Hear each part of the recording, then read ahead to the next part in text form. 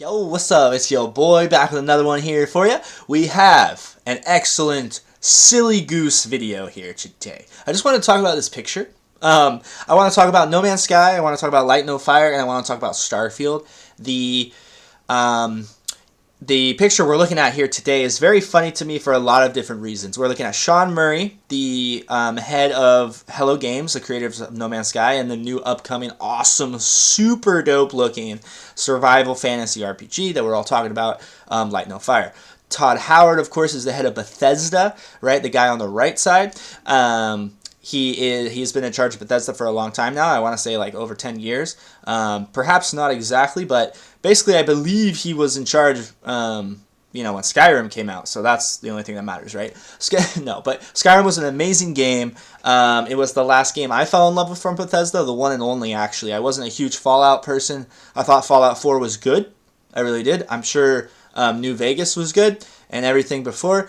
I just genuinely didn't give it a fair shot. I watched a couple of my friends play. I always heard about it, so I can't really comment too much. Now, I do want to just sort of highlight the fact that Todd Howard made a comment about Sean Murray, which was super funny. Now, what we're looking at here, this is a random, Game Pass tracker. I couldn't find it on Sean Murray, but Sean Murray posted this, and he posted the picture, and the caption was, "He called me the Joe Danger guy." Okay? So this is super duper funny because Starfield just released, and if there's Starfield fans watching this, I think everyone should be able to love a game, for what it is, and I think that there's definitely qualities about Starfield, but it was a blatant ripoff of No Man's Sky. Like, I'm pretty sure they didn't have a single original idea other than the ship customization, which wasn't really an idea. They just have 250 more employees than Hello Games does at minimum, so they can afford to do that. I know that's a little bit of a whatever, but here, let me kind of go on a tangent. Hello Games released No Man's Sky with 16 gosh dang people on their team. They then, for the next 8 years, gave us, I think it's like 28 or 29 free updates that completely completely improved the game to the point that we thought it would eventually be, and hoped that it would eventually be, which is unbelievable. They didn't ask for a single penny. Now, Bethesda, on the other hand, has, again, 300-something, 400-something employees. They have all the resources in the video game industry possible, and they've released Skyrim 20 times with no differences between any of the games. There was no real support for Fallout. Where is an online Fallout game? Where is an online Elder Scrolls besides Elder Scrolls Online, which was just a monetization fest, thanks to ZeniMax Studios, I believe, mostly. But anyway, what I do want to say is Todd Howard came up to Sean Murray, called him, "Hey, you're the Joe Danger guy, right?" "Oh, yeah, that's interesting. No Man's Sky, I think I've heard of that. Oh, that was the game that we copied play by play when we just released Starfield." So I don't know. I think it's a little disingenuous. You can also see that the smile is very forced from Todd, very fake. And you can see that Sean Murray is just winning. He's in charge of a small team of passionate people that actually care about their game. And to be honest, I think that if you're still not a fan of No Man's Sky, I would imagine it's hard for you to be a fan of any game because, right, you have ridiculously, I would say, you have standards that aren't realistic, okay? This is an incredible gaming story. It's a love letter within the gaming industry. They didn't ask for a microtransaction, and in the recent meta that is microtransaction city everywhere, and I just think there's a lot of integrity there. I think that they communicate a lot with their community. I think that they have a lot of original ideas, and they're super duper ambitious. Now, you can't say that Starfield was ambitious, can you? No, they have all the money, and it looked good sort of in certain angles when you're flying your ship through space, but flying your ship through space is horribly boring. In comparison, I'm not trying to just make this video a hate fest on Starfield for no reason.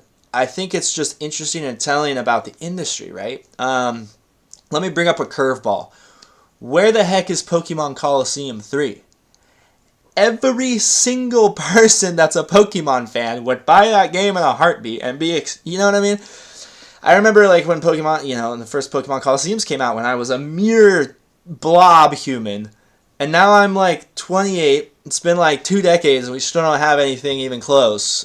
They came out with like Arceus recently, which was, I can't even watch it. It's like painful. And honestly, the graphics of Pokemon Colosseum were just as good, if not better in some ways. Maybe just not as much like running with the different Pokemon and having them out of their Pokeballs for pictures, but that's like the only difference. So anyway, I just think that the video game industry is very interesting. It's very surprising. Like, why do they release a COD, right, that's just so objectively vacant with content that the last 10 Call of Duties had, right? Things like that. They're trying to train us and condition us to expect slop, so that when we get something that's not slop, we're like, oh my god, this is so good because it's finally not slop. And that's great for them because they can invest less money, less resources, have less contractual obligations, less time crunch, time pressure. All of that is great for game devs. It all makes sense. I just think it's super duper condescending to be like, you're the Joe Danger guy, right? I find that insane. And so, of course, we can't see the original post here, but yeah, very, very funny. And I just wanted to say I'm super excited for Light No Fire. I have all high hopes for it, and I don't want me hating on Starfield to turn the fans of Starfield into hating on Light No Fire, because I don't think anyone wins in that position. I just think that you have to consider the size of the studio, how many resources they have, and the genuine passion that you can see within these people. I mean, just look at the facial expressions of these people right here.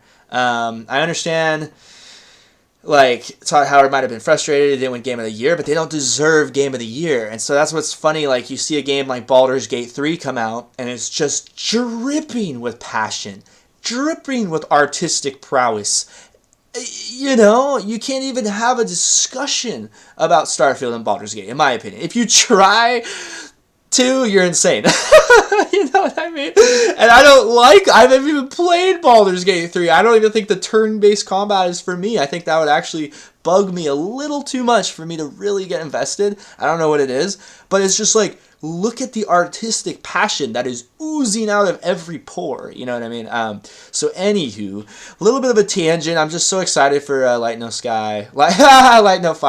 I'm actually going to start, guys, a new No Man's Sky playthrough, and I want to talk about how to have fun as you play the game, what goals to set for yourself, what things to look for, and what little like mini objectives you can kind of do as you're playing to keep yourself invested. There is a lot of different directions you can go, and people play the game in such different ways. It's super cool. There's a lot to it, guys. The exploring could use a little bit more, right?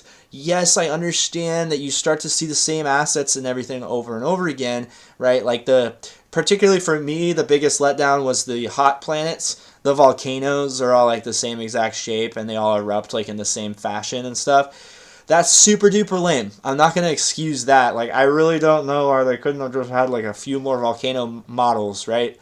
Or just different sizes of them.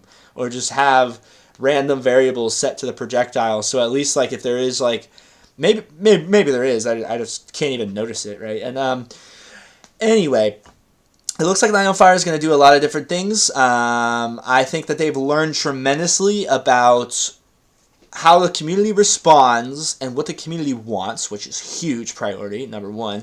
And then two, the procedural generation, the actual technological implication. I mean, to update all of these, to have so many updates on a game that's already released, and to do those updates on so many different systems, and to pay attention to the feedback every step of the way, I think that they're in a good position to give us a actually very complete, dope product at the beginning. Of course, they might do something similar where they continuously give us updates, but I imagine they want this to be a slightly more complete package than No Man's Sky on release, right? I would imagine so.